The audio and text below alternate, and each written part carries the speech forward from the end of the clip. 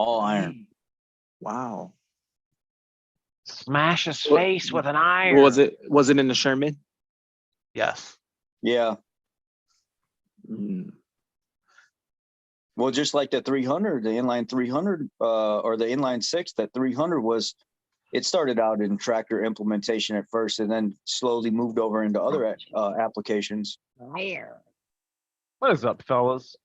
We're still in the pre-game right now. We're talking about this little engine here. This little engine that could 1,100 cubic inch, 500 horsepower, 1,050 foot-pounds of torque. Look at that. Dual overhead cam back in the 40s. Dual overhead Wow. 32 valve, and it was 5 feet long by 4 feet tall. And eventually, It's I got think the it's same nuts. torque as a 6.7 power stroke. Man, it's the gasser. Gasser. There's a size comparison, DS. That There's is a dude. freaking massive, man. Here's Massive one tank. they put in a Mustang. Dang. Click on that blue one, Cody. It's got like Gargantuan. 3 carbs. That right there. So if you They want to said- make 6.7 power with gasoline, that's what it's going to take. Back in the day, yeah. But that was way back in the day. You can make Right? that. They could. You can make that easy now. Yeah, there's no fuel injection and stuff. But that's how it worked. It's crazy. What is that? Holy cow. That was. Would that be called a warm gear? What is that? Can you imagine there's- that? That is a twin rod setup that's driven off of the front gears of the crank assembly, and it has a worm gear on the end of it, and it spins the the intake and exhaust cams. It seems like incredible. I don't know if that's the best way to do that. They said the crankshaft weighs 150 pounds. I wonder how reliable that was. Spins the intake and exhaust. Well, I mean, if that same engine can take up to 5,000 horsepower with minimal modification, I'm pretty sure it was a reliable engine at 500 horsepower and 1,050 foot-pounds of torque. I mean, we built things different back then. We weren't mean, using plastic. We're getting 1,000 horsepower or even more, like 1,400 horsepower out of factory Gen 4, Gen 3, Gen 4 Coyotes now, and just slapping as much boost and timing to it as possible. So Boost. Crazy design. That is definitely crazy. We got a couple more guys going to be coming in tonight. We thank you for you all joining us. BP, everybody up. Brian, what up? Cliffy, Cliff. Oh, Cliffy. Yeah, the title. We got some deep sleep. I got about a dozen confirmed kills with the deep sleep. That's a 751 140 and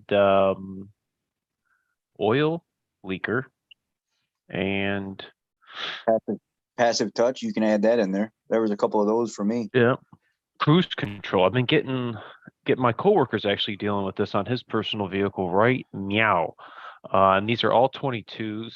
I had a short that I did this week talking about cruise control, and a few people had commented, a couple of King Ranches. I think I had a 21. No, this was a 22. I had a two gas and a diesel, and they're all telling me the same thing.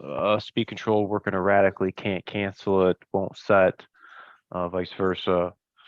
And I did a steering column control module reconfiguration, and it's still doing it. I don't suspect that the buttons are issue. I'm thinking it's the steering column control module, and guess what? It is on backward. We'll figure, right? Bubbly, proud sponsor. It's like, just kidding. I wish. Hey, Bubbly, check out this guy. You need to sponsor this guy. If you're Bubbly, we're listening. going through cases, bro. Yeah. What's your input on pusher intakes? Keep the faith. I'm asking you, keep the faith. Soon you will know how I feel about those. And so far, I'm thinking this. Howdy.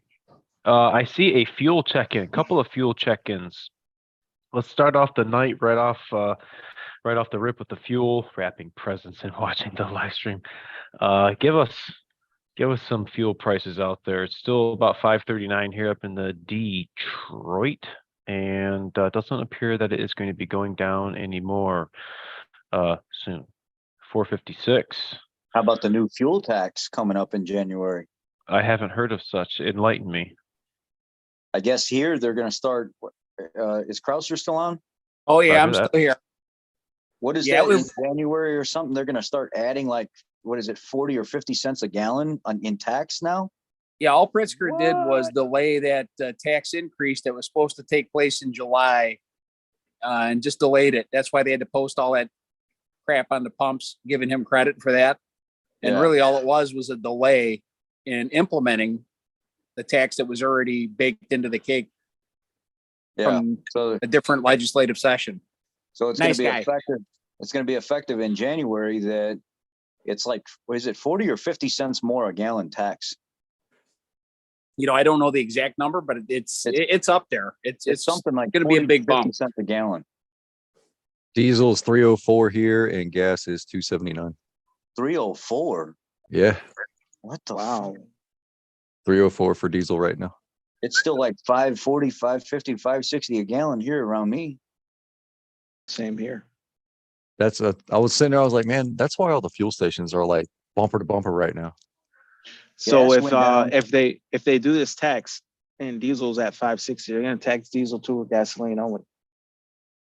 I mean, It's across the board. It's a fuel It's tax. across the board. And then in other states in January, they are starting a different tax system as well, especially the over-the-road truck drivers. They owner operators and companies that have their own outfits that are in transportation. And like there was a guy in Connecticut that was talking about their new law that they were talking about surrounding states where not only are they having to pay all the extra tax and stuff in January, their stuff's also going up.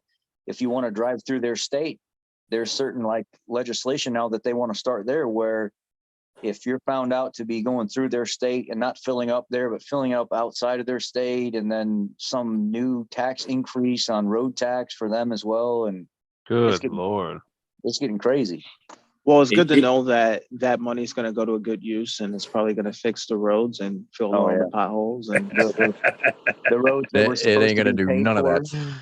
the roads that were supposed to be paid for 20 years ago. I mean, when you look at here, when you look at all that extra tax and stuff they're getting, when I broke it down, if you just do a basic Google search, what do the tollways pay in the state of Illinois? Just the state of Illinois. What do the tollways pay in one day? If somebody in the chat will do just a basic Google search real quick, I think you're going to see something like $800,000 a day. Good Lord. and it's always the only good road because they're the only ones that have got excess money. It's so unbelievably overflowing. You said in one day? How much Just does one it? day.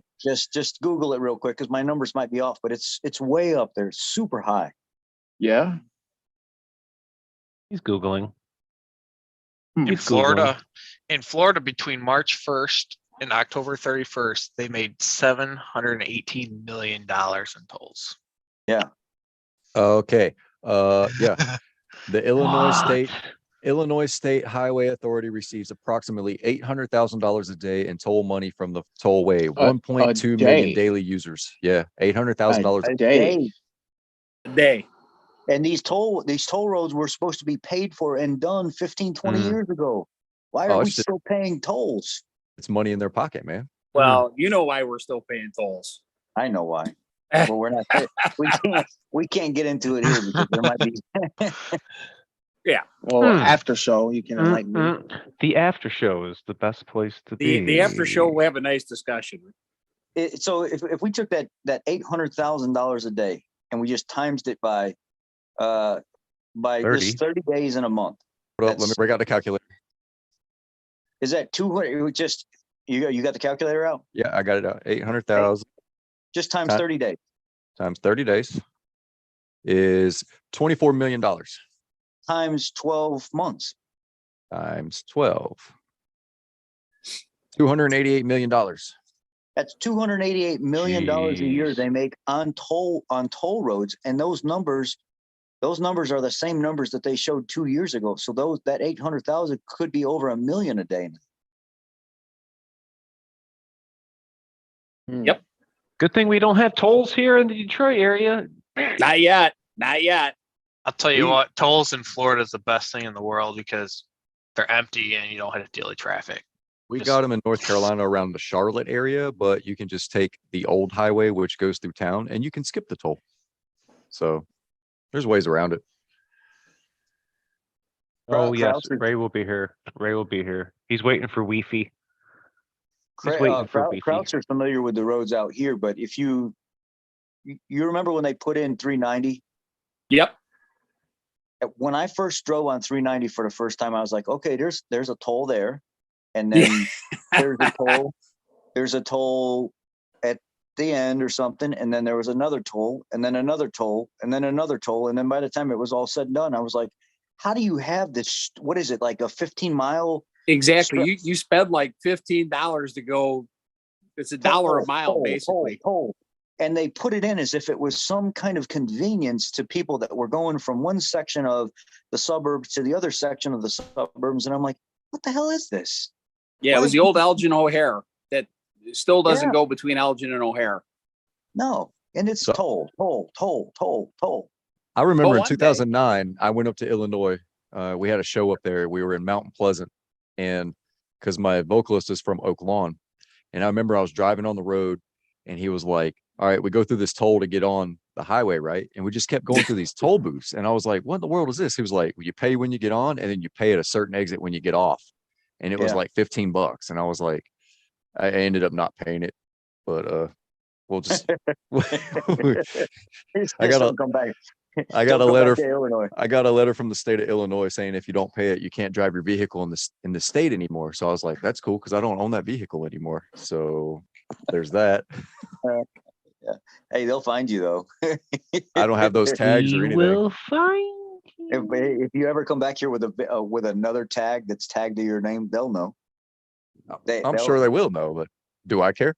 I missed 3 tolls and I called it in, but I called it in like a day or 2 late because I think you have, what is it, like a 12-day grace period? Well, now they got 14. It used to be 7, but then you got ding double. I guarantee it. Well, those tolls, I didn't know at first. The warning never made it to my place because I moved and I didn't update my address right away. So when they finally did make it to my place months later, it was like $90 with penalty fees and just 3 simple $1.25 tolls or something or whatever the hell it was.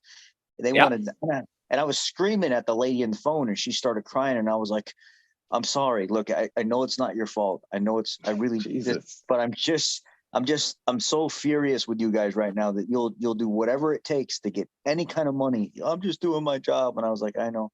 I can't believe you didn't get hung up on. You guys have like Quick Pass or anything where you stick it up in your windshield and it just charges you? There's an iPass. Yeah, absolutely. Yeah, and now there are no manned tolls anymore, so everything has to be iPass. Yep. Yeah, so when we went through it, I guess it was an iPass. The light was green, but there was no person in there, and I guess we were going through the iPass toll, and that's why I never paid it. I got a bill in the mail, not gonna lie, and it just kind of went in the garbage can. So yeah. Anyway, I mean, shoot, just throw it out.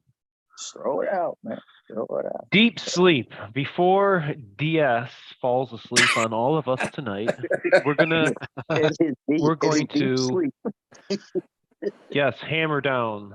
Send me your email. Hammer down. Send it. We're going to talk about deep sleep, and this is for the 2022 fellas. I don't care if it's gas or diesel. For whatever reason, everybody has been getting these messages: forward pass, deep sleep. What's going on there? Forward remote start won't work from the phone app, rather.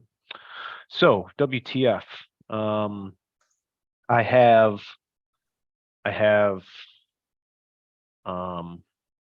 I'd say at least a dozen fixes. But I want to know, are you guys, the Zeeks are sleeping? Are you guys experiencing that? I did a clients this week and did a BCM update and was able to show you guys exactly what we're doing, what the trucks, what we're doing with the computer. If you guys ever wondered, I mean, I don't know if you guys know what goes on. Yeah. Deep sleep. Yeah, I think it has F-152. I've It done says the multi. F-150s different though. Have you? Before I knew about your actual fix that you talked about, I didn't know there was an SSM. So I was having everybody reset their BMS, and they said that that was taking it away. Oh, that's right. I remember you did saying that. Yep. I was having just This is SSM 51-140 I'm talking about, and I think Rich, you probably know the F-150 one, right? no. Or the I don't think procedure, so. I should say. Did you I say mean, you I gotta do just, something with the hat or the brights and something with the brake pedal or something? yeah, I've had a bunch of Lincolns, a bunch of F-150s. Just today, a guy was going to schedule an appointment with the dealer, and he said, on my Raptor, my new 2021 or 22, whatever it was, Raptor, all of a sudden it says something about, I don't know if it was deep sleep, but then also the passive touch unlock lock wasn't working. His like smart touch, smart lock, where you just touch the handle, that stuff quit working. The remote start quit working. And he was like, now I've got an appointment with the dealer. And I said, wait. Before you go do that, I want you to try something real quick on one of these newer ones, because I haven't had a new one with this stuff happen. Go to the truck, key on, push button start on. Don't start it though. Flash the brights 5 times, just nice rhythm. You're not speed racer, just 1, 2, 3, 4, 5. And then tap the brake pedal 1, 2, 3 and let go. And about 10 seconds later, the battery light will flash, flash, flash, flash. And cycle the key off, open the door, give it about 10, 15 seconds, and then walk back up to that door and see if it unlocks. And then try your remote start as well. And he was like, dude, I don't even have to go to the dealer anymore. Everything works now. And I was like, look, man, I'm telling you, there's something up with these new batteries in these trucks and stuff like that. Even the EVs are having problems with them now. We've had 2 Mach-E's come in with like 200 miles, 300 miles on them, and the batteries are already garbage in them, like the 12-volt battery. And when a Mach-E comes in, it's really weird. It's my first time seeing somebody do this. Cody knows more about this than I do. Is you got to pop a cover out from at the front bumper, and then you got to hook up a booster pack to 2 cables that are just kind of laying there, and then that will pop the frunk. And then once the frunk opens up, then you can gain access to the main battery and pull the main battery out of there, put it on the rotunda, and both of them tested bad. There's been a lot of battery issues in brand new vehicles. Even I had that one with that Explorer. Remember those micro voltages and that it was like a brand new Explorer police vehicle. Yeah. The Mach-E's are very, very high electrical demand on the 12 volts. Yeah. Both Mach-E's that we had, both batteries were junk, and they only had like 300-400 miles on them. Really? But those things got like a 300 cranking amp battery though, isn't it? I don't know. Isn't it like a little 310 amp cranking amp? I don't know. Cody knows more about it than me. Question: is 1234YF finally going away? My last 2.5-ton pickups had it, but my 22 HD has 134A. As far as I know, the pickups, F-150s, the smaller boys have the 1234YF. Superdutys have all been 134. I don't know if they're going to be making that. Superdutys are all still using the standard stuff. It's the like Aaron said, it's the smaller stuff, the F-150s and below that have all went to YF. And that's good. Yeah, Ford Bearded Tech had a video about his new AC machine. Remember? Yeah. Oh no, I still need to do that video. I haven't had a chance. Yeah, but I thought you had a short or something on it. I did have a short, yeah. I haven't done like an actual full video because it does 134A and 1234. So you have that at the place right now where you're kind of like over the fleet. You have it there. Yeah. You guys must have some nice stuff. Yeah. In the after party, No. I'll tell you. Aaron knows. I'll tell you after when we get off. Okay. All right. Gotta love new stuff. Let me go back up here. I think I missed a comment or question. Let's see. Not the climate ice caps are melting. Come on. Gotta And beat Chicago. you can argue about that stuff anyway. It's about Chicago. Don't get me started.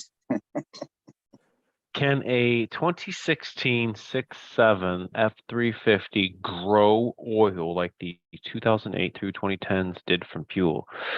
Not not to the same degree. So we have a frill thing. from regen. That's about it. Yeah.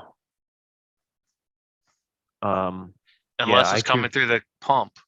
I can remember doing some oil changes on 6.4s and draining it, right? Doing everything else, doing it on my back. So I got just the drain pan right there, filling up fluids, getting the oil change sticker, setting the cluster, checking the air pressure. And next thing I know, I'm walking around it and I see this black fucking puddle. And I'm like, whoa, why is it still coming out so fast? This thing's overflowing. What the hell? Yeah, that was a messy day. Hammer down, coming through. Speaking of 22s, Hammer Down actually has quite a nice 22. I was actually able to do some forescan and do a little personalization for him on his that interior though. That interior, that pen holder I want. I like. Hammer Down, what is up? What's up? What's up? Made What it up? 06 F350 electronic shift on the fly. No vacuum leak. Relays, fuses good. The hubs move, lock freely, but can't get the 4x4 light to turn on and engage any ideas. TK's motor? No vacuum leaks. Relays, fuse good. Hubs move. Can't get the 4x4 light to turn on and engage. TK's motor. Have you gone through the pinpoint test for no 4x4 yet? Could be the shift motor, but I don't know if the shift motor is going to turn the light on. I wonder if those have a transfer case control module, or if that's too old. I thought they had something on the passenger front foot area. 4x4. Didn't they have something down there?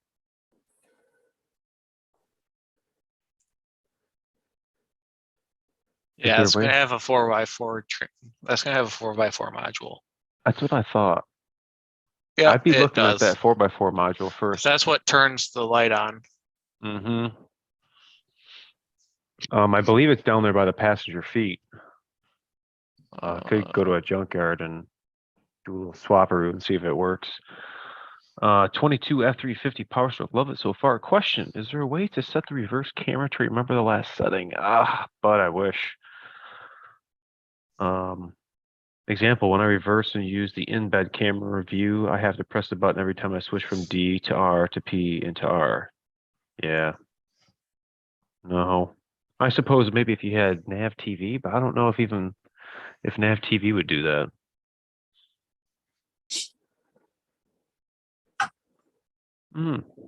So Hammer Down, how many miles are on your truck right now? I have 5,800. Are you getting any deep sleep messages? I have not. No? Okay. I've been driving it all last week. It's been actually getting some miles on it a little bit. Did your truck get shipped with the rear PM sensor? I'm not entirely sure. I wonder if yours has a bung in it or if yours has a sensor. Yeah, next time you enter your truck, the exhaust pipe that goes over the axle at the very top of that bend, you'll see a sensor sticking out. Okay. Some have them, some don't. Some have a sensor, some have a bung. Right. I wonder if yours. Yeah, I'll have to check it out. Yeah, I don't know. Alejandro Rodriguez. Hola. Have you guys ever had the problem where you park the truck for the day, put the e-brake on?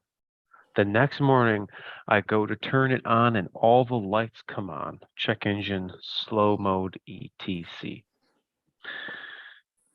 No. I don't know. Are you talking about Super Duty? I hope. And is there some significance to the parking brake being set versus not being set? Right. Batteries venting. If you guys go look on YouTube, there is somebody's got a video of a deep sleep looking tired right now. Hi, look out. There's a video somebody's got on YouTube of a 23. I am looking forward to Greg Baker. And they have AMGs. No, I mean kidding. That's AGMs. cool. And I want to find the motorcraft number, the Ford part number, but I can't zoom in to see it. I am highly interested in those batteries because the ones for the transits, Rich, we know those go underneath the seat. They look quite similar, but the transit batteries terminals are kind of recessed down into the battery, so it like sits flush. Yeah. The Super Duty ones need to sit on top, like of the battery on the post. So I don't know. Super Duties are 65 series. The Transits, I think, are the 48 series or something like that. I don't know if the new Super Duties using the 65 series.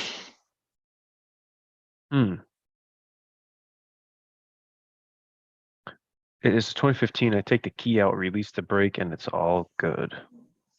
Wow. Alejandro, that's pretty strange, dude. Got a chafe with something. I had an interesting one. It was a 13, right? 13 dually. Guy had a cap on it. It was a limited two-tone. Remember it clear as day. This guy had an 03 and then had it all that time. Got this 13, same color scheme, two-toner. And now he's got a 22. But I had his 13 right, 1,000 miles. He comes in and he says that he'll be driving and his instrument cluster goes out. He has nothing on his instrument cluster. So what's the first thing we got to do? What's first step of the diagnostic process? Got to verify customer concern. Didn't verify it.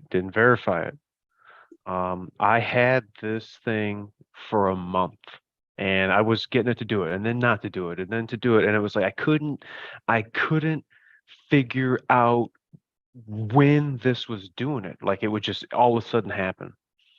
I'm driving to work one morning and I covered the brake as I was going over an intersection.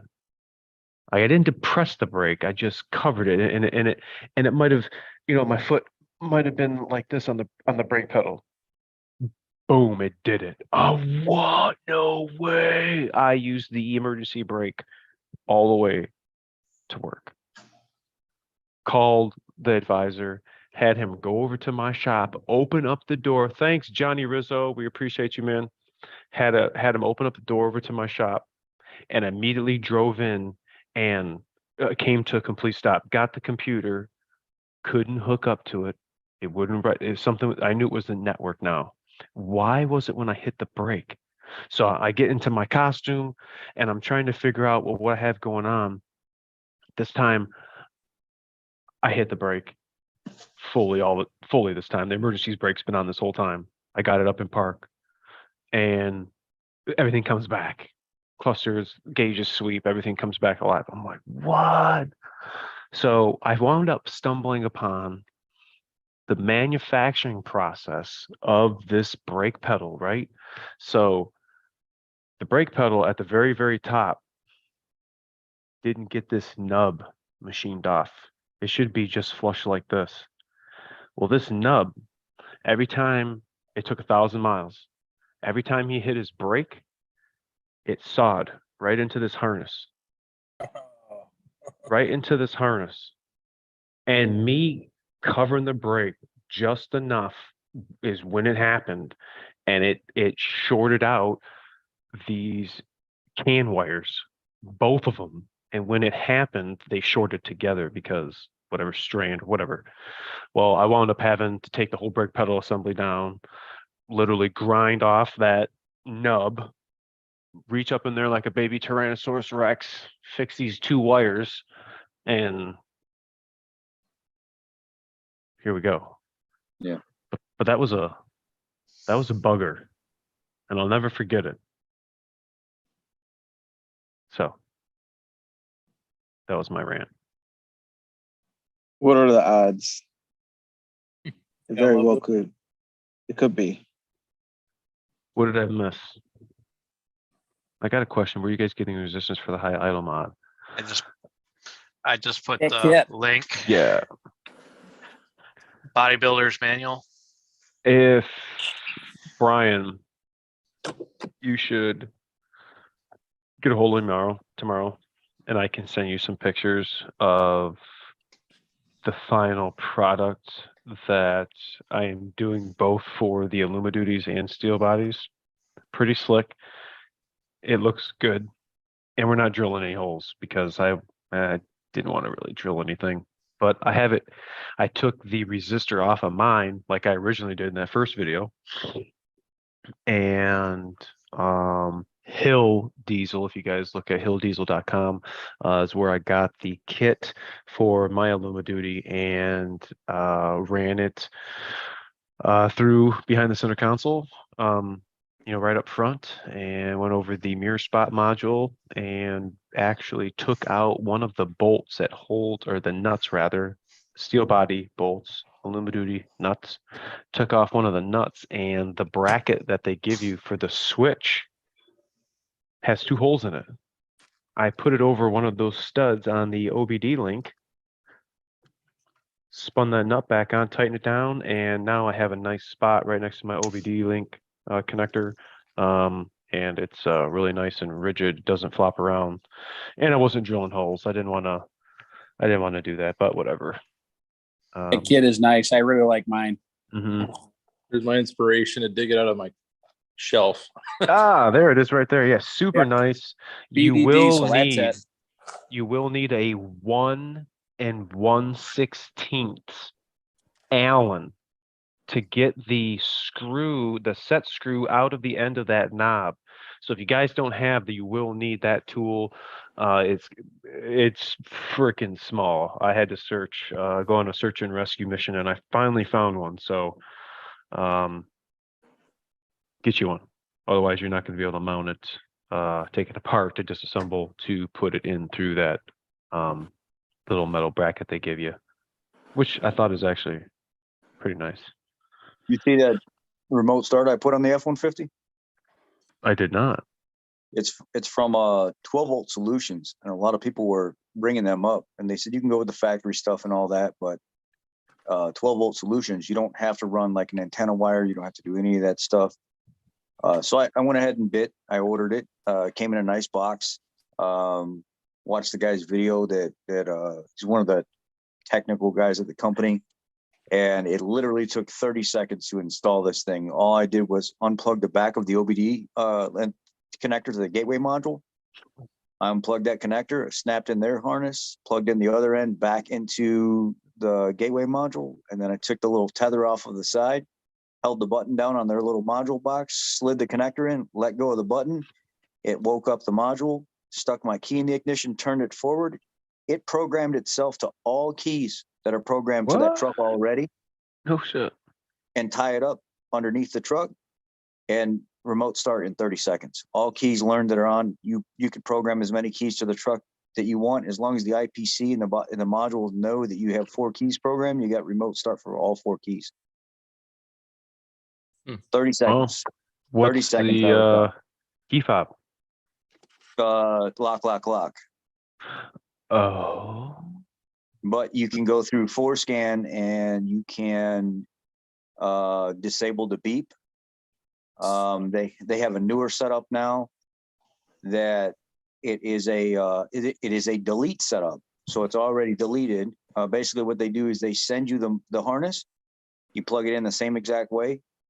But you got to pay a deposit fee of $285 because they also send you a CAN module with a connector and you plug it in. yeah. Howdy, folks. You plug it into the truck and it programs everything to wake up your IPC to allow remote start functions. And then you send it back and then they give you like $200 to $285 back. So there's the no beep function and they have it set up to where you can go like a mile away with the remote start and it will still work a mile away. And then you can also add on the phone app adapter to it to control everything from across the country from your phone. But I just got the basic setup and then I'm going to go in ForeScan either tomorrow or the next day and actually modify the beep so it doesn't go off when you're trying to remote start it. So yeah, it was cool. Easiest remote start I've ever seen in my life. It's called 12 Volt Solutions. A guy called me today and he kind of straightened me out on some stuff. He was like, yeah, you don't have to get us to remote in to open a second slot for the key. If you actually stand by the truck right now, use the key that you didn't initially use. Go ahead and try to remote start it real quick. And I hit beep, beep, beep, lock. It remote started. He said, yeah. So all that box is doing, all the box is doing is tethering itself to your security system that's already there. So any keys that are already learned on board all have remote start function now. That's awesome. I'll have to remember that. What are we looking on price? I think I ended up paying like $200 for it. Okay. They were like either like $160 to $200. Some guys said they actually found it through a different vendor on eBay and only paid $100 for it. So I don't know. I paid $200 directly from the company because I wanted it from them. I can dig it. Gotta like the remote start. You know what I got asked about twice today? And I know nothing about is a fast fuel system. Oh yeah. I know jack diddly about them. I've heard a lot of people talk about them. Never used them. I've seen one come in and it was drilled in the bottom of the tank and it was all snotty and all wet and someone poisoned the water hole. I don't recommend them. I've put so many fast and fuel dogs Really? in it. They're pointless. Especially with HSM's kit, it's pointless. I see a lot of the older Cummins, with them and some of the older Power Strokes and stuff with the double filters mounted on the frame rail and stuff like that. And I'm like, you know what? I don't know anything about them, so I can't say anything.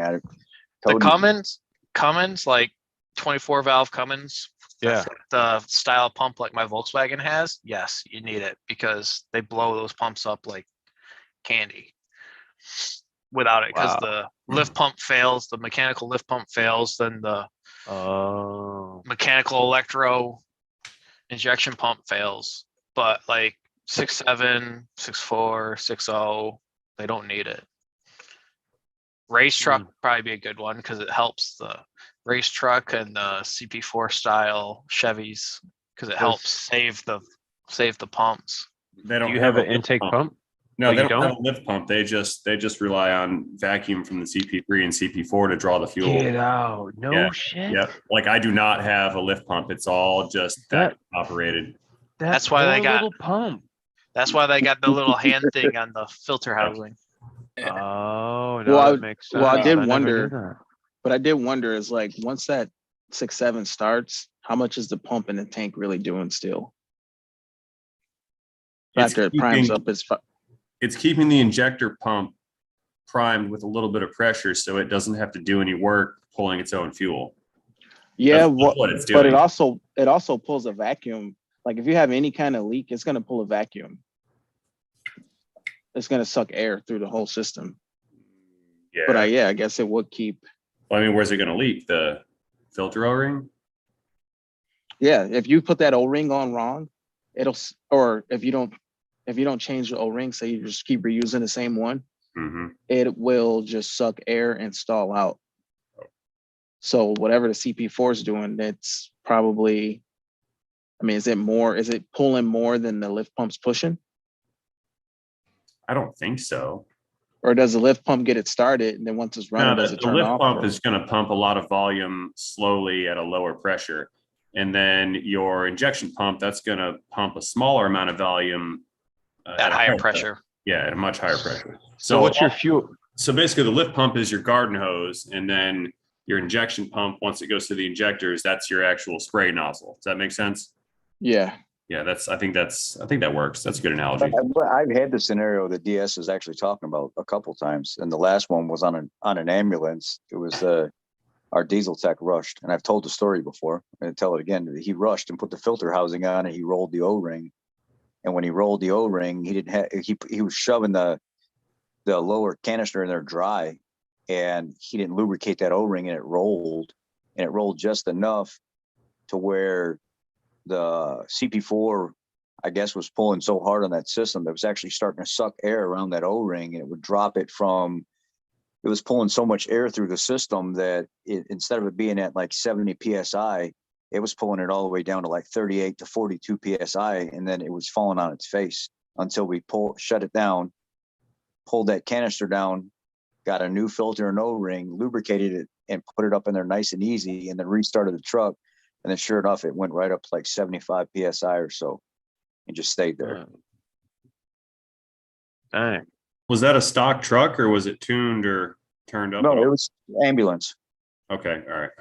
I mean, So- even tuned trucks, it's got plenty that stock, like on the 11 to 16, it'll push 120 psi before it bypasses. Mhm. So you what's got your- plenty of fuel. What's your fuel filter procedure, Ray? How do you change your fuel filter? Just change the filter and then use that ball and prime it? Yeah, I don't even fill it. I put it on dry, and then Uh-huh. it's got a little bleeder valve on top of the filter mount, and there's a little plunger right there. You just crack the bleeder valve, hit the plunger a few times, open it up, it'll squirt some air out, close the valve some, pump it a few more times, squirt some air out, and you just do that until it pumps out fuel, and then it's primed and you're good to go.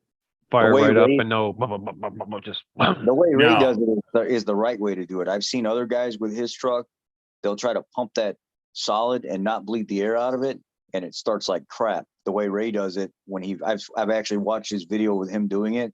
That's the right way to do it, because it starts up much cleaner that way. If you just pump and pump and pump, it can actually send some air to the injection pump. Yeah. And so it'll start and then stall out, and then you're going to prime it 3 or 4 times as long.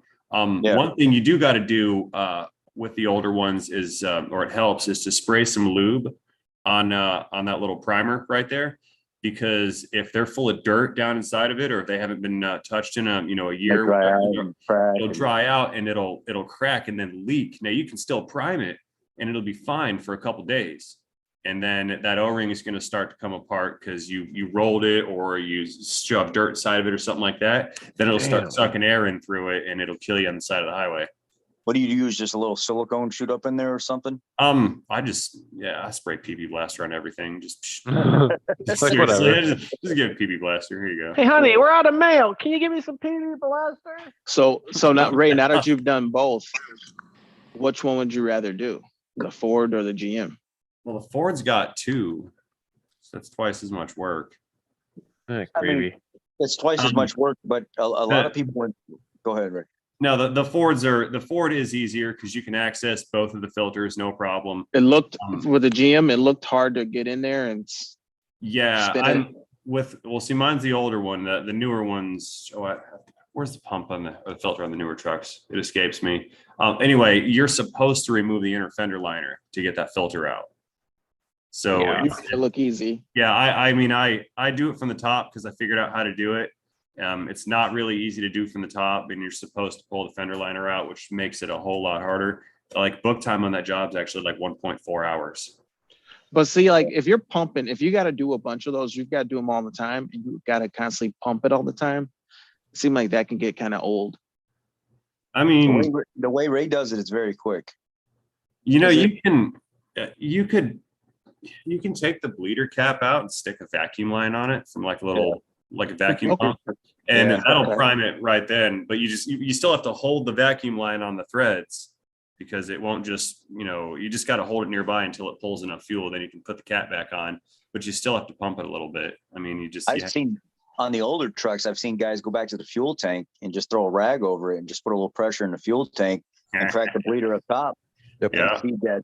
Yeah, and feed that No kidding. fuel up there and be I done used to with do that. I used to do that with 18 wheelers. You got the vent line on top of the fuel tank. Just hook your air nozzle to it and shoot air Yep. through it, and you can actually hear it go through the system all the way up to the fuel bowl. it. It'll prime the system all the way No up. kidding. But that's also a way that you can check for leaks. If it's bypassing inside the tank, if there's a crack inside the tank or one of the lines, you can check that way as well. So there's a bunch of ways that you can manipulate that. But the way Ray does it's pretty easy. Maybe it's a pain in the ass or whatever to some people, but he does it the right way, and I try to preach. And one of the things about the 6.7 that a lot of guys get wrong, I see a lot of diesel techs doing it as well, and I actually have our main diesel tech doing it now also. Is they'll change the filters on that. I watch guys online do it all the time, and it just kills me. And then a lot of guys come up to me and like, man, I've pulled out like a gallon of fuel out of that lower filter. And I said, you pull the line off the upper filter first before you did anything with the lower filter so it can actually breathe instead of pulling vacuum on the tank.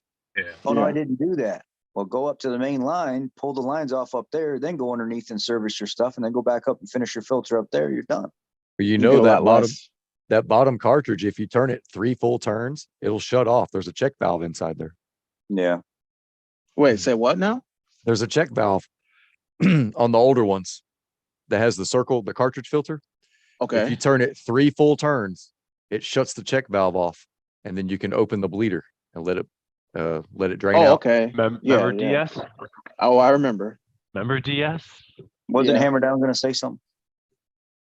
No, I'm just listening right now. Oh, yeah. Tell them about your truck. Yeah. Tell us about your truck. My truck? My truck is just basically a 2022 Platinum, and I've done a bunch of look nice goodies on it, some bank stuff, and I really haven't used it as much as I need to, but it's starting to do so with it now.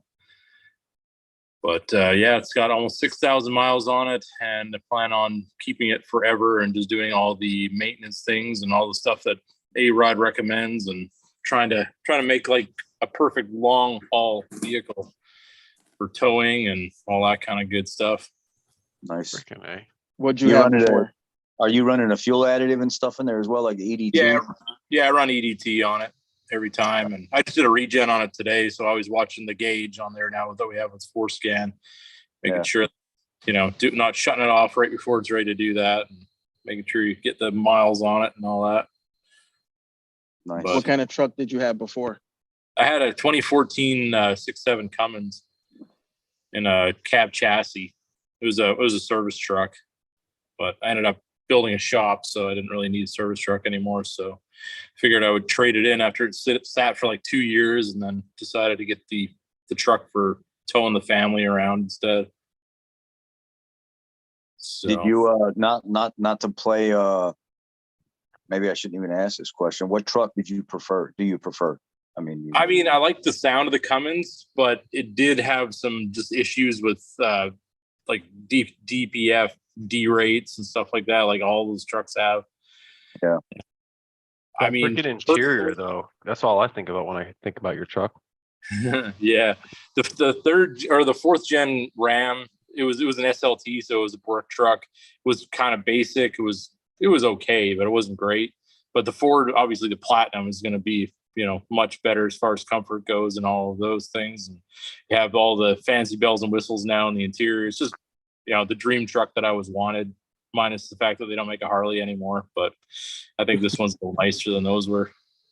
Yeah, that truck. Those Platinum Super Duty are just, they're nice. Oh yeah, I love it. I put a Starlight headliner in it. So I was just gonna say Starlight, Starbright. Now A-Rod needs one of those. Turn Hey, you know that, that- lady. Hey, Rod, you know the young guy at the dealership that I was telling you about, Luke? He's only like, was he 19 years old? He's got the F-150, the OBS, like a 97, 98 or whatever. It's got the 5.8 in it, 97 or whatever. They ended up finding it in a garage, and he bought it, paid cash for it, put a fuel injector harness and stuff in it. The rats chewed that up. Oh, yeah. Had everything painted and stuff like that. So the truck's worth some dough. I mean, he's been offered 15, 16, 17,000 for this thing. It's got like the old school hub lockers and stuff, and it's really, really, really decked out. Well, then he wanted a diesel, so he picked up a 6.0 with all the rotten fenders and stuff in it, and partially put a little weight loss program to it and a little tuner and stuff like that. It ran real good, and then he started losing injectors and was replacing injector after injector after injector after injector, and then traded it for a Duramax. And he drove the Duramax like 3 or 4 weeks, and I think he had enough of that truck at that point.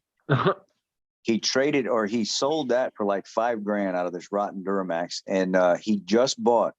This is impressive. At 19 years old, he just bought a 2015 or 16 Platinum Super Duty with this thing's only got like 70,000 miles on it or something, or 50,000 miles, or it's some low, and it's got everything done that you would want done. Let's just put it that way and leave it alone.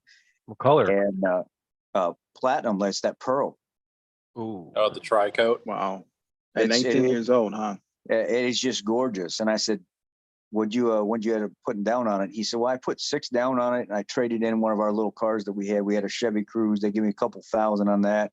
It's an old shit box. And he said, the truck sold for, I think it ended up selling for like 54,000 with the trade-ins, because all the trucks are so high right now. Wow. Yeah. At 19 years old. Not me. 19 years old, I had a 6.5 liter with a 5-speed old diesel Chevy truck. Long bed, extended cab. Just beat. Yeah, Yeah. but those were tanks though, man. It ran. It just had no power. And I Yeah. mean, it took me around. He had good fuel mileage. Yeah. The old standardized pumps on those. Yeah, So some is of this those the are shop still that you going. work? Is this the shop you just built, the one you're walking in? Yeah, this is the one on my property. I built it in 2018. Just been finishing the interior and all that lately. So Freaking killer. What are you pretty working big. on in there? basically just my stuff right now. I got the Camaro here which needs a bunch of stuff right now, but that's all fun stuff. And then got the Can-Am, got the old tractor, got the Porsche out of the race trailer, and got the Ram and a couple other toys over there. Where's Damn. the Super Duty? Super Duty's actually up at the house right now because I just put a cold air intake on it. I've been driving it every day. It's drop the kids off at school and everything. So I got to wash that up, bring it back in. The Roy, is that just a regular Ram, or is that like something special, like a TRX or something? That's a 2019 Ram Rebel with a 6-inch rough country Vertex on it, 35 1250s, and power steps. I did the full ambient lighting interior. It's pretty much a YouTube baby. I went through and did everything I pretty much could do to this truck without going too crazy. So who knows? That's one you're working up on your channel right now? Yeah, this was the one I did before the Ram, or before the Super Duty. The Super Duty is the one that's, kind of the main focus for, breaking ground with Ford trucks now. So I did Chevy, and then I did Ram. Now I'm doing Ford. So is that the Ram? Did you just buy it like kind of basic, and then you were kind of like progressively stepping everything up, kind of like the how-to stuff along the way? Mm-hmm. Yep. I did. think I caught some of that back when you started, or were in the middle of all that before I really knew who you were, before I started messaging you, like dropping like little messages and stuff. But I didn't really know the history of that. Now I do. Yeah. No, it was just basically we had a 2019 Laramie and ended up getting rid of that, and then got the Rebel because I wanted the sunroof and all that kind of stuff. And this was more or less the truck I wanted to build. So then it all ended up just one thing after another, and it's where it is now. And it actually picked up on YouTube quite a bit, so I ended up putting more time into that. Then the Camaro content kind of dropped off because everybody that had a Camaro seemed to have a YouTube channel, so it's hard to get views on that. But I mean, I did a ton of work to this car too. I mean, it's got a Vortex supercharger on it. It's got a ton of bolt-ons. Yeah. So pretty much everything's been touched except for internals. What yeah, that can handle what they're getting like 1,200-1,300 horse easy out of those, aren't they? It's an LT1, so I mean, they're usually good for around 800 with a stock piston. Oh, So yeah, if you're doing an LT1, LT4, you can get a little bit more out of them, but maybe that's what I'm thinking. LT4. yeah, that's like the ZL1. Yeah. Ooh. But I mean, I'll take a ZL1 with this one stock all day long. But the ZL1 has the stock, like the forged rods in it, and this one doesn't. So that's kind of the only pitfall in that. But honestly, if you have 700-800 horsepower on the street, that's really all you need. Yeah. Like, I mean, that one right now with the stock fuel system is running like 530 wheel on the dyno, and like I can't get traction as it is. Wow. All you So- need is a 300 horsepower diesel Volkswagen. I'm telling Absolutely. you, you can have way more fun than anything in the world. Hey, I have a 201 horsepower. That's You all can I make it Cody, make it all-wheel drive. It needs to be No. all- Yeah, you can. Just give me a vehicle from Europe and I'll do it. They made them. We should TDI swap this, and then we'd be good to go. Yes. Sick. Our district manager at Hertz, or regional manager, some kind of like one of the big wigs, had a what's the highest end Porsche you get? It was like a Porsche 911 RS.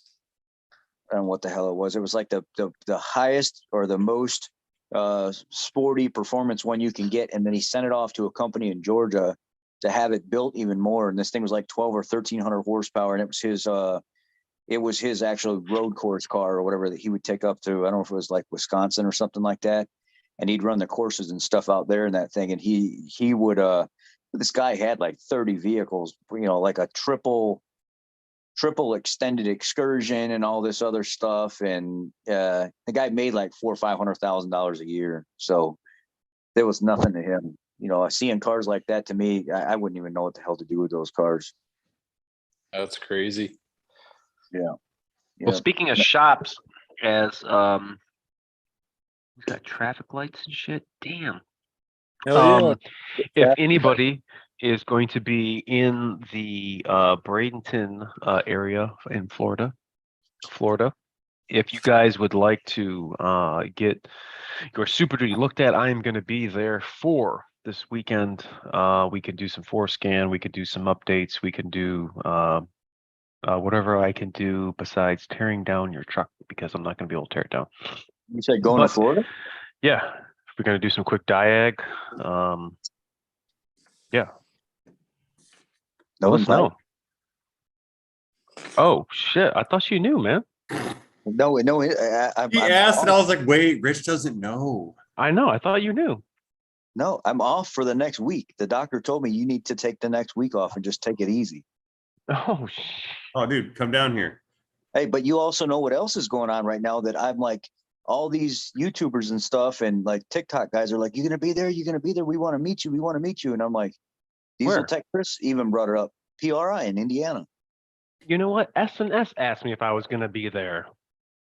And they were like, it's like the SEMA, but for the hot rod performance guys. Yeah, And it's in Indianapolis, Indiana. And I was like, when is it? They said it's Thursday, Friday, Saturday. All the vendors are going to be there. All the Ain't that a performance stuff beam. is going to be there. Check Engine Chuck's going to be there. Oh, Diesel Tech Chris is going to wow. be there. I think Autotech Mike. There's going to be a bunch of bigger names there that they're all just going to kind of hang out and meet up with each other. I should Well, go crash shoot. the party. Sounds like a great time. You gonna go? Yeah, where are you at, Hammerdown? Where's everybody else at? I'm How surprised. about Pennsylvania?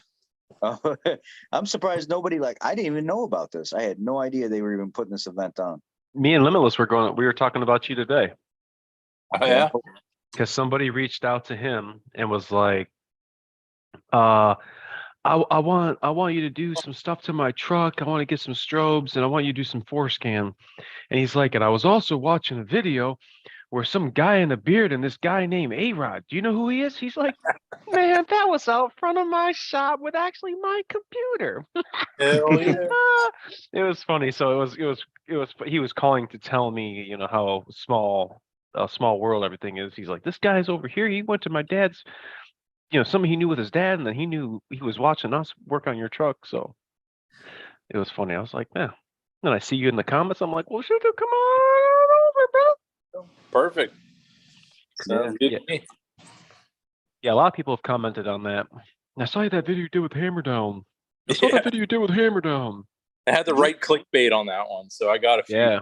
people. But you know, Hammer Down's onto something here when he's buying these cars and kind of showing people what you can do with them, because I never really thought about that. Like I got the Panther cars and I started working them and stuff. Yeah, there's a crowd for all that. But when you're buying stuff that's more like appealing and newer to people and stuff, not brand new, like let's just say 15, 16, 17 models there are plenty of them out there. People love that stuff, man. This new F-150 that I have, and I'm going through and I'm doing the LED lighting and the level kit and the tires and all this other stuff and the different, you know, XLT, the higher XLT, the 4.2 inch screen conversion and all this other programming. People eat that stuff up because Like your they little don't, project. dude, they've been watching this stuff like crazy. And I was like, why didn't I do this years ago, man? Mm-hmm. They love it. And then some guy got on me today and he was like, why are you putting LEDs in the front of your truck? All you Super Duty guys and F-150 Yep, guys that yep. do all the LEDs Yep. and stuff like that. It's illegal. You shouldn't be doing that stuff. I'm like, shut the Not illegal. up, Okay, man. Karen. Yeah. Or Just let people do What it. is he? It's illegal. What are you talking about? How's it Let illegal? he who dies with the most LEDs win. absolutely. You talking Amen to about the bulbs? What are you talking about? So if you look it up, I think Motor Trend or somebody actually did a really good article on this and they laid it out. If you're going from a halogen style light and you're putting LEDs in it, the way the light is reflected from a halogen casing is not the same from a projection or LED style setup. The lenses and the casing and stuff that those are built in with from the factory distribute light a certain way. Halogen lights distribute light a certain way. When you take an LED and you put it into a halogen housing, it can be very bothersome to other motorists on the roadway because it doesn't project light the same way. It's kind of like all over the place. It kind of floods the road. So guys that have the halogen setups and put LEDs in there, they sometimes see a broader spectrum of light. Like it really shows the effect. And this guy's like, that bothers other people on the road because it's not built that way from the factory. And when you put these LEDs in there, you can see more and it's brighter and all. So that's kind of the friggin' point, dude. I mean, sorry. I want to see more. I want better lights. Well, then why didn't you go to a Silver Star or something like that? Because I didn't want that. If you don't like it, don't drive at night. Yeah, Boom. Problem solved. You know, I'm running LEDs inside of a halogen lamp.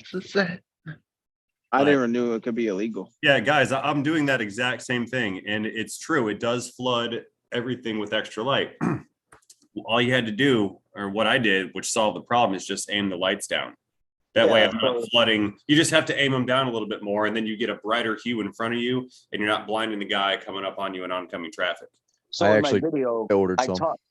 I talked about the proper way to set them up. I talked about the legalities behind it and stuff like that. And I said, you know, the reason why people have a bad stigma or whatever on like guys that run LEDs is because once they put the LEDs and stuff in, they'll leave them the way that they are and they don't ever readjust them. If you actually follow the SAE J1999.238 or whatever the hell it is, it lays out the roadway spec for being 25 feet away from be on a flat surface in front of your garage door, marked from the ground to the center of where your light is, the dead center of where your light is. If it's below 36 inches, you can have those beams directly at the center of your light. So if the center of your light, your smaller car is like 26 or 28, you can set up the beams in a line at 26 or 28. If your vehicle's at 36 inches dead center of your light bulb, you can set them up at 36. Anything above 36 inches, you have to subtract 2 inches away from. So mine are at 43 3/4 dead center with my lights. So when I set these up, I have to set them up at 41 3/4. And just as long as they're straight, they won't be blinding people, blaring through the back of their windows and stuff like that. I'll probably set them up a little lower than that. So like Ray said, just to kind of make sure they're in a safe zone of not really getting in people's rear views and stuff. Just a little. Yeah. It just be conscious of what you're doing and don't be an idiot about it, and you're fine. One guy My just said, it's problem- like if you just aim them right. My problem is I'm towing and the hitch weight squats the rear a little, Yeah. makes the headlights pop up a little. That's where I You get you need a bigger truck. Oh. You know what? You know what? I think- sensitive listen, if- subject, you're- Ray. Sorry, No, I think man. you're right. Yeah, I think you're right. It's funny you mentioned that. I'm literally shopping for trucks right now. You might want to get like a 450 or something. Yeah. I tell you what. You know what? How Get about- what? Since you tow a lot, get 430 gears too. Okay. 430. They only come in 430 gears, so I don't even have to think about it. How about we get a hold of the guy you sold your truck to? And listen, hold on, listen. We'll plead your case. We'll say, look, man, our dude is super. He's been depressed. He's going through a rough spot in his life, and we want you to sell his Wife's truck really back. mad that he sold the truck. We have to tell him that. His wife is real mad. Oh yeah. that he sold the She truck. made him sell the excavator. Made him sell the truck. This Oh guy. no. came over- We'll tell the guy that bought it. This guy He's came over mad to that my it's house. gone. Sob And- story. No, dude, he came to my house and was waiting for me to sign over the title so fast. And as soon as like my pen hit the paper, he was taking the keys off of their key ring. And That guy's gonna look at DS and be like, "Sorry for you, pal. You ain't I getting it know, back." dude, do you know that feeling when you go to open the door and it's like it won't open for you no more because you don't have the key no more? And hey, can you unlock the door? Oh no! Like the wife locked you out of the house the last time. Yeah. Oh man. I had that happen to me because it's that feeling. I know what you're feeling now. Now that Hammer Down said that, I left my key ring, my Lincoln, my town car key ring at home, and I did not have the house key on it. And I just drove the F-150 the first few times, and I forgot I didn't have a house key on the F-1. I get home and I'm like, wait a second, the garage door opener's in the town car. I don't have the key. Oh, now I can't get in the freaking house. I might have to sit here. This sucks, man. Well, some of the prices on these trucks are coming down a little bit. I'm looking at a 22 right now for 86. I sold that 20 I had for 80, and they got a new frame.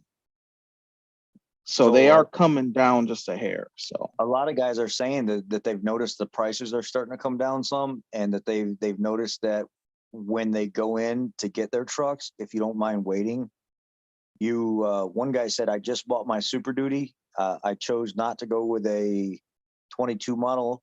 He got the 22 model at the 21 MSRP because he was interested in buying it in 21, but they weren't going to be able to get it for him. So he went back in and ordered his 22, but for the 21 MSRP. And he said, before they were giving me all kinds of problems. I've noticed Super Duty prices are going down some in my area. They gave me the 21 MSRP, so I'm not paying all this inflated price and stuff now. And he's looking into buying a second one now because now they're able to do the same thing for him again at the 21 MSRP. yeah, I mean, we'll see what's happening. Maybe it's But going to come down a little, but That's ordering it though. He was saying if you really want the right price and stuff like that, go sit down and order it. Don't get one that's on the lot. I know I ordered one, and it's going to take a minute to actually get there. But I'm kind of nervous about how that new one's going to be. You know, what's it going to be all about? So what do you I don't got know. right now? You have your F-150. My old lady drives the 150. You got the 250, Yeah. and then you have Hmm. another one, right? Yeah, I got the 7.3 that I drive. And that's a 350, right? Yeah. So now you need a 600. Yeah, I've been looking at those. I've only seen 650, one. an F650. I haven't looked at a 600. I've only seen one 600 on the road, and when I was sitting next to that thing, it was like, wow, this is what Aaron was talking about with the F600. I'm sitting. Does it look more like a 550 or does it look more like a 650? I don't even know how to It explain. looks like dude. a 550, and it's like this. Yeah, it's just huge. That's it. I'm It's looking at huge. Google right now how it looks. We put a SNS on it. We put a It SNS looks on a. it 600. looks like a 550. Yeah. Yeah. But it's just it's inflated. It's like I'm sitting next to this thing in an F-150, and I'm looking at this 600. I'm like, what the heck? This thing is massive. barrel, mama. I see they're using those on motorhomes quite a bit. The C-Class. Yep. Yeah. Even they have 4-wheel drive versions. It's actually pretty cool for like overland people. Those earth roamers. There. Mm-hmm. Overlanders. Yes, Yeah. Brian, I am. Yes, sir. When you gonna start taking that that old girl of yours out right there, Aaron? This one. Oh, No, you mean Zippy? Zippy is a 1985 Honda Elite. She's got 4,000 original miles on it. She is 2-stroke. I've replaced the tires and the battery. what about the other one? This nice Ford Light Cody CP's No, garage got for. No. I'm talking about the one under the car cover. Oh, you, yeah, you mean that one? The one we yeah. never seen. I heard about it. Yeah, I mean it's I probably should do a video on it. I've said I think now for 2 years in a row that I was gonna make a video on it, and Cody came and Cody left. And then Cody came and then Cody left. And I still didn't make a video. We need a video on that. He got in it. Excuse me. He got in it the other day. Video chat me. He's like, I haven't been in this thing in a minute. Yeah. What It's is it, though? so outdated though. It's so funny. It's a 2007 Tahoe, and yeah, just the electronics is, what we're so accustomed to now. It's just like, wow, this is so got the plug for the aux cable for your phone. Yeah. Like, what the fuck, dude? Is CD this, player in man? it. I've been driving the 07 Sierra now that I've turned over the F-150. I pretty much got all the stuff that I want to do to it done. I've got a tailgate damper coming in Friday. So I'm going to show people how to install just that. It's a Ford OE. I got it through it's one of the parts vendors or whatever that supply Ford parts is a Ford OE tailgate damper. The one that, like, when you open it, it slows it down. So I'm going to hook that up and get that upfitted for her because the tailgate just comes freaking flying down. It's an aluminum body. So I'm like, one time she leaves the cart underneath it or something like that, the tailgate's screwed. So I'm going to put the damper on it so it slows it down. And I've been driving the Sierra and I've experienced the same thing that you are. 07 Sierra, and I'm like, oh, freaking aux port and Yeah, dude. no Bluetooth, and the doors are plastic instead of like. So like, I did something to that. So I have XM, right? Well, I don't use it.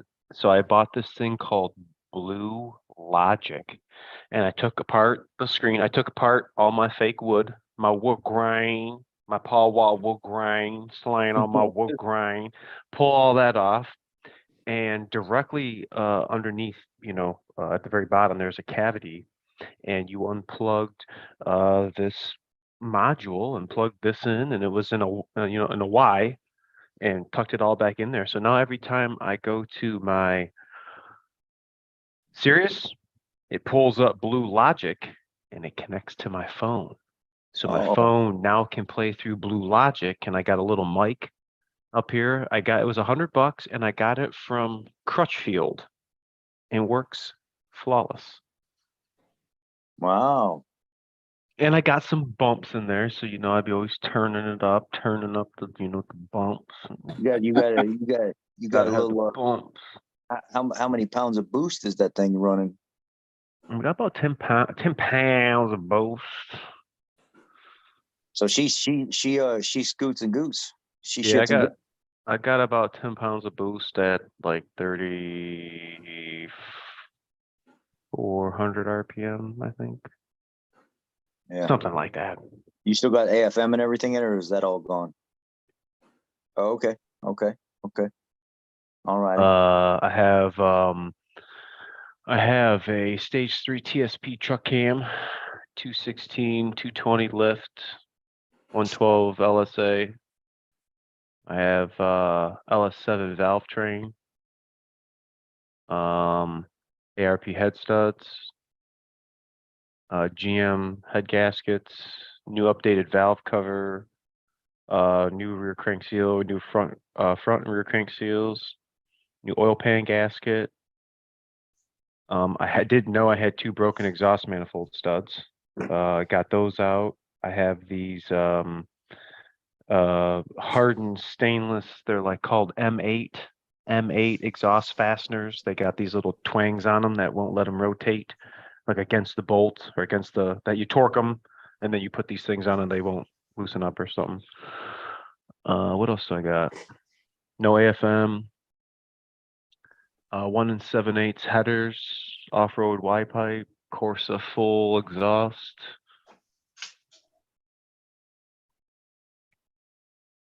Yeah. Yeah. So we're gonna need a video. It sounds good.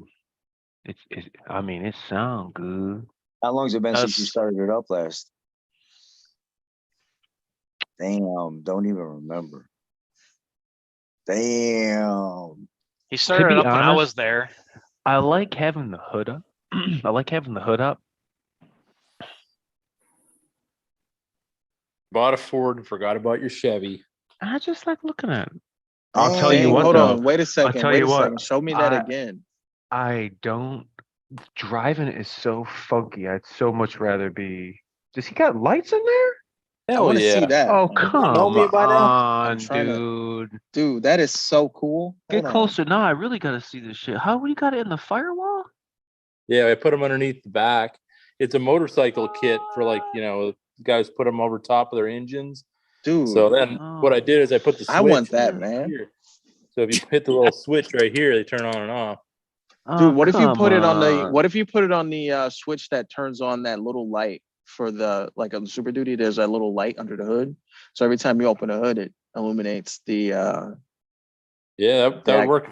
I don't have a light on mine, unfortunately. I got a 22. Oh, you got the little Camaro badge Yeah, I under was the gonna hood. say. Oh, that's clean, dude. Careful. I there, got 'cause the some I of- got the ZL1 grill, upper grill, so it Oh, has the flow through? tie. But then I Okay. put lights That's in it, pretty so now dang it's a cool. flow tie, glow tie. Dang, that looks good, bro. Thank you. Yeah, little things here and there. Do you think you would ever part with the Tahoe?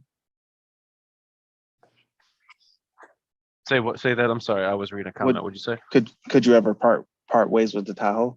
Yeah, I think I could. I mean, I guess the price is right. I guess. I don't I've know. never probably have to seen a get- vehicle maintained so well. You'd have to probably get what, like 20 for that? Probably a little more than that. I mean, 20, it's got 70,000 miles on it. Well, I'm thinking It's fucking- 2025 is where. Yeah. I don't know, Ford boss. It's a toughie. When you see those wheels, they're detailed. Even the inside is one of those type of vehicles. Like it's perfect. Yeah, no, I get it. But I'm thinking performance, low mile. Hold on. No drill bits. Certified. No drill bits. Everybody's got a secret. You know what I mean? 7.3 for sale. Look at DS. DS is looking up at. He's picking a ceiling tile and he's smiling while he's twiddling his feet down here with no socks on. He's just like, well, everybody's got their secret. He's just twiddling down here out of camera. You don't see him. Well, he's thinking about buying it. But the Tahoe. Yeah. It's impressive, you know. I mean, It is impressive. I put real Cadillac Escalade taillights on it. And I had to do a little wiring of rigmarole, went from 5-pin to 6-pin. So it was, oh, dang, he's got underbodies under the car too. God dang, man, it's Fast and the Furious over here, man. It's a generation. Dude, that looks dope, bro. Thank you. Wow. Yeah, you can't just have lights under the hood. You got to have lights everywhere. Oh, you can see it through the wheels and shit. Dude, that looks good, bro. I like that. We had a dude And that came in. that's the motorcycle kit. That's actually a separate kit. These are all from Op 7. So the motorcycle kit's under the hood, and then I did like I've an heard of aluminum them. track system. It's not a super expensive kit. I spent a lot of time on the wiring just to make sure it's right, but it all turns out pretty good. It's been on you for quite a while. It's never had a hiccup. Good thing you got a hoist. You can lift it up. Definitely. Gotta Oh, have will the that. Camaro go on there? Oh yeah. You just put a Okay, couple cool, 2x4s under the front so you can get Oh, it yeah. the arm Yeah. underneath. Okay. Yeah, it's just the standard rotary asymmetrical with your standard normal adjustable type dealies here. Those But, are yeah. nice, actually. Oh yeah, like working in shops, this is always my favorite lift. So when I got my own, this is what I got. That's what's up. Now I just need a 4-post so I can drive on. Wait till you guys see what I got coming up. We're switching over to the Sierra. A lot of metal work. A lot of people haven't they really haven't seen me do a lot of metal work, and I got to cut the bed sides out. I got all new bed sides to weld in. I've got to pull the front fender out, do all the body work and stuff like that, prep it for paint. I'm doing everything myself other than painting it.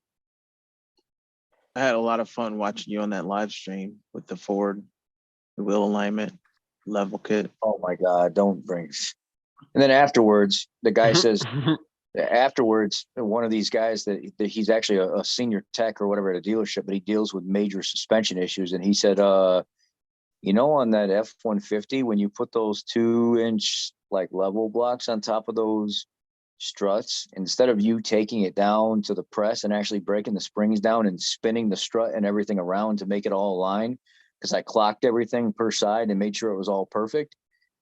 You could have just taken the passenger side, flipped it over to the driver's side, and the driver's side moved it on the passenger side, and it would have been in direct alignment and went right back up in there. And I was like, you've got to be freaking kidding me. And he was like, yeah, that's all you had to do. You could put your passenger side on your driver's side on your passenger side. And now I'm thinking about it, and I'm like, the strut, 2 lower bolts would have been facing the right direction. That's how I did dealership. Just swap It's them. okay. What about That's the okay. Swaybar link? It's okay. It's fine. What was that? Yeah, what It's about fine. the sway bar link? Does that attach to the strut, or is that connected a different way? It's the lower control arm. Oh, okay, all right. Yeah. I was so upset afterwards, and I was like, you know what, you freaking dog, man. You dirty dog. Wasn't there something with the sway bar link? No, I I mean, can't it's, remember. I think I tuned in after. the sway bar link nut had a burr on the inside of it, so it wasn't wanting to go down on top of the link.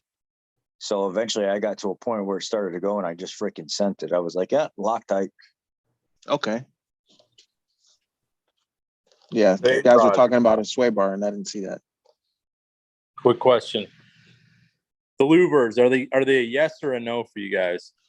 When I see that, I think Zenentorno. What about now?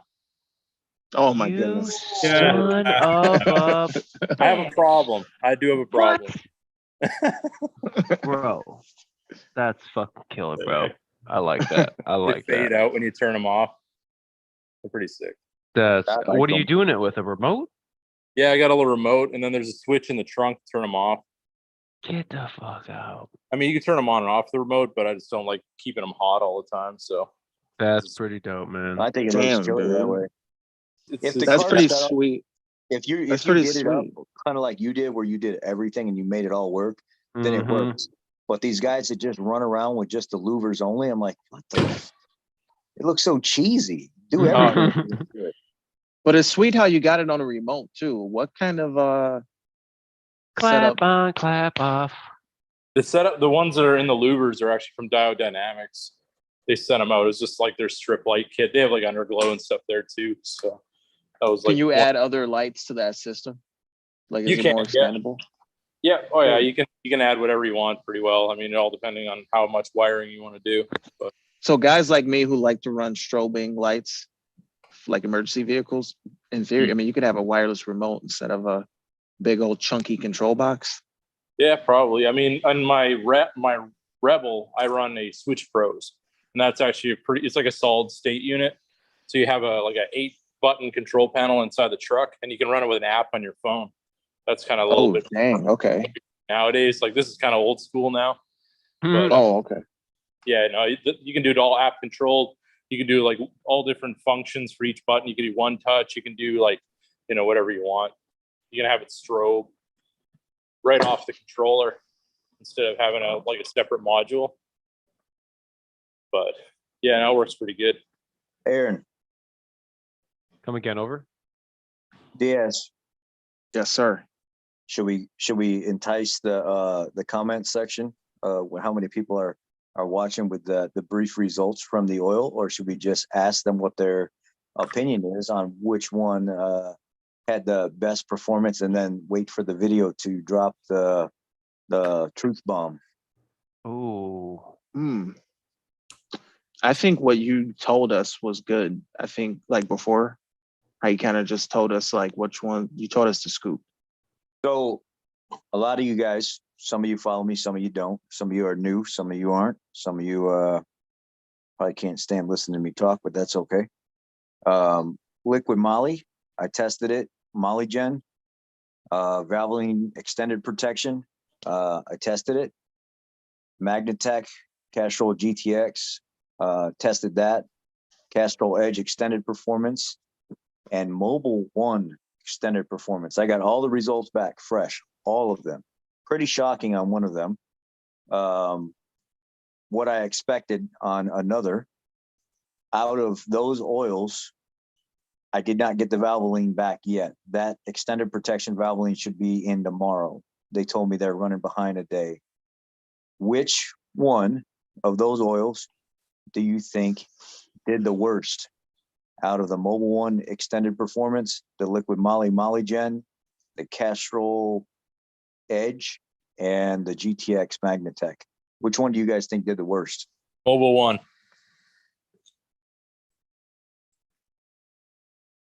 Is anybody saying anything right now, Aaron? Mobile One. That's what I'm saying. yeah. DS Chuck says Mobile One with about 20 question marks. Can't wait for those results. Liquid Moly. Ooh, we got a Liquid Moly. Mobile none. Mobile none. Mobile none. Super interesting. Mobile What I would be one. kind of curious, I wonder, Mobile One extended performance versus regular Mobile One. What if they were just the same? You know, somebody, hey, listen to this though. Castrol. I don't know if all you guys follow Project Farm, but Project Farm's a huge name. He does very, very good for himself with his testing and stuff because he's very controlled in the manner that he does it. I think some things could be added to the testing to make it more real life, but I do like what he puts out. He does a very, very good job. And he tested Pennzoil Platinum Ultra, Pennzoil Full Synthetic, and Pennzoil Platinum. The results were shocking. Pennzoil Platinum Ultra, which came in next to Amsoil when he did his full oil shootout, was the best out of the Pennzoil line. But regular Pennzoil Full Synthetic beat out the Platinum. The Platinum was not as good, and it's supposed to be better. Interesting. Yeah, very, very interesng. The He puts out- Pennzoil. Go ahead. I was going to say he puts out some good content, even with the PB Blaster and stuff. Did you see that one? Oh yeah, the guy does a great job, man. He really does a great job. But he's made a name for himself. Yeah, the Pennzoil Full Synthetic did better than the Pennzoil Platinum, and then the Pennzoil Ultra Platinum did better than any of them. which was expected. It's their ultra line. It's their high mileage line that has the highest additive package, the best cold flow rate and everything else. So Aaron, what does the comment section say?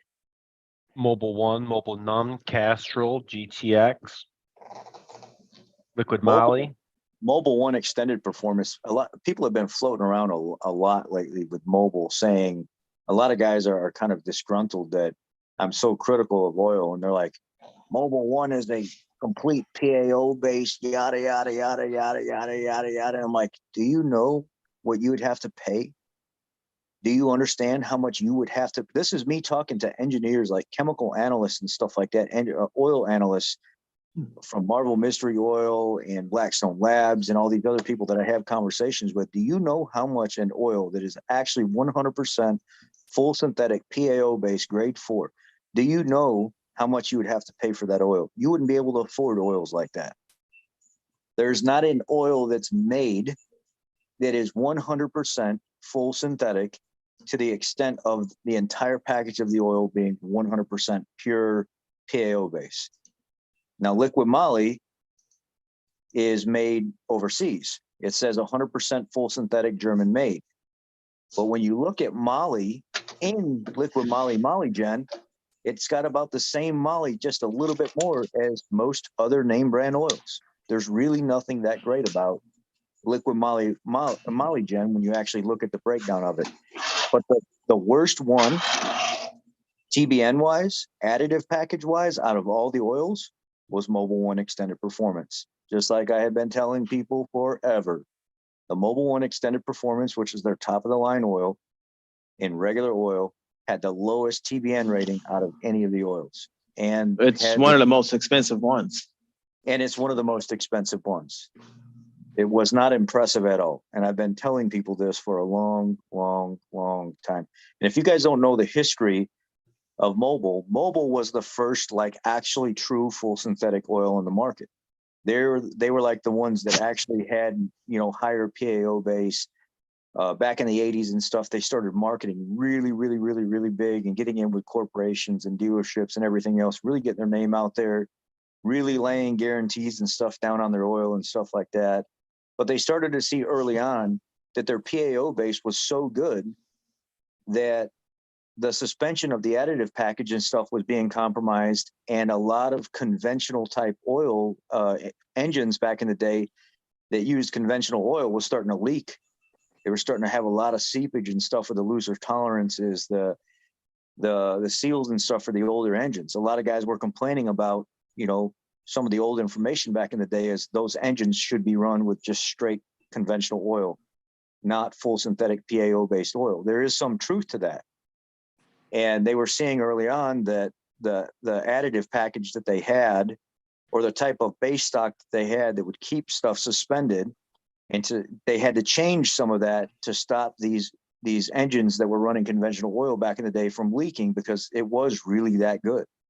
But eventually, as time passed and things changed, Castrol GTX, or their Castrol Syntec, or whatever it was called back in the day, they were marketing it as a full synthetic oil. Well, Mobile had an issue with that, and they went to court. When Mobile defended themselves in court, they kind of lost. They said, this is not right that these guys are able to say full synthetic, and it's not actually a full synthetic oil. Basically, the way it all boiled down is the judge, the regulations and stuff came back as, we can't regulate everything that these guys are saying and doing here. If it has a certain percent of whatever, who cares if they call it full synthetic oil? It's full synthetic oil. Well, Mobile had to, let's even the playing field then we're not going to actually produce full synthetic oil anymore. And people aren't going to know that. They lost their court battle. They degraded their formula that they had out, and they went back to doing the same stuff everybody else was doing. There's nothing that special about their oil. Done. Break And clean. I'm going to release the actual lab results and stuff tomorrow or the next day when I get the Valvoline in. I'm waiting for the Valvoline to come in so I can just do it all in one shot. When you guys taste the rainbow, Daryl, I got you. When you guys taste the rainbow, do you eat all the colors? Because I don't like eating the orange or the green when they were green apple. The green is my favorite one. But if you want the orange, I'll send them to you. And I don't want them, so I'm gonna throw them out. Send 'em to me. I'll eat them. Send them to me. But yeah, this was a great live stream. I had fun. I hope you guys had fun. It was exciting Um, seeing Hammer down. It was seeing new faces, Mike and Ike. It would do it on startup when it started getting colder. I think Kayla would be a candidate for some remote forescan. Maybe you should email me. We can take care of them chimes for you. If you guys are going to be in the Florida area, if you are near the Braden area on Skittle Sandwich on Friday, Saturday, come through. If you need to get some diag done or take a look at your truck, get some forescan done, let me know, reach out, and I'll get you scheduled in. Bearded Fortec, VWCP, Flathead Crowdy, Ford Boss, Hammer Down. I'm not even going to say DS because I don't know where he's at, but Farmer right Jack, here. Rain Man Ray, everybody. I hope you have a great night. We'll Sure. see you Thanks for tomorrow. We'll see you Friday. Everybody, see ya. Let's see if I can end this right.